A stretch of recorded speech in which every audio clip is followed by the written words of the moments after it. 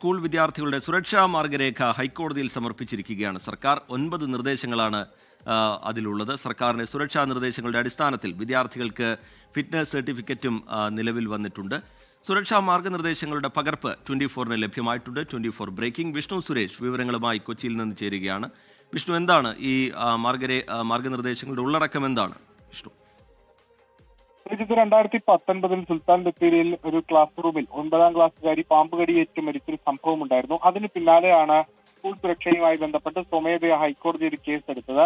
അതിൽ ആണ് സ്കൂൾ വിദ്യാർത്ഥികളുടെ സുരക്ഷാ മാർഗനിർദ്ദേശങ്ങൾ തയ്യാറാക്കാൻ ആവശ്യപ്പെട്ടത്. നേരത്തെ പലതവണ അത് വിമർശനങ്ങൾക്കൊക്കെ വഴിവെച്ചിരുന്നു. നീണ്ടുപോകുന്നതിൽ ഏറ്റവും ഒടുവിൽ ഇപ്പോൾ ചീഫ് സെക്രട്ടറി തന്നെ സുരക്ഷാ മാർഗങ്ങളുമായി ബന്ധപ്പെട്ടുള്ള മാർഗരേഖ അത് സമർപ്പിച്ചിട്ടുണ്ട്. അതിൽ പ്രധാനമായും സ്കൂളിന്റെ പരിസരം, വിദ്യാർത്ഥികളുടെ ആരോഗ്യം, ഒപ്പം ആശുപത്രി സംവിധാനങ്ങൾ, അങ്ങനെ സമഗ്രമായ ഒരു മാർഗരേഖയാണ് സമർപ്പിച്ചിരിക്കുന്നത്. പ്രത്യേകിച്ച് ഈ പാമ്പ് കടിയുമായി ബന്ധപ്പെട്ടുള്ള വിഷയത്തിലൊക്കെ വളരെ ഡീറ്റെയിൽഡ് ആയിട്ടുള്ള നിർദ്ദേശങ്ങൾ ആ മാർഗരേഖയിലുണ്ട്. അത് ഇനി നടപ്പാക്കാനുള്ള നടപടിയിലേക്ക്, നേരത്തെ കൊല്ലത്ത് ഒരു വിദ്യാർത്ഥി ഷോക്കേറ്റ് മരിച്ച സംഭവങ്ങളിലൊക്കെ സ്കൂളിലെ സുരക്ഷയുമായി ബന്ധപ്പെട്ട ആശങ്കകളൊക്കെ ഉയർന്നതാണ്.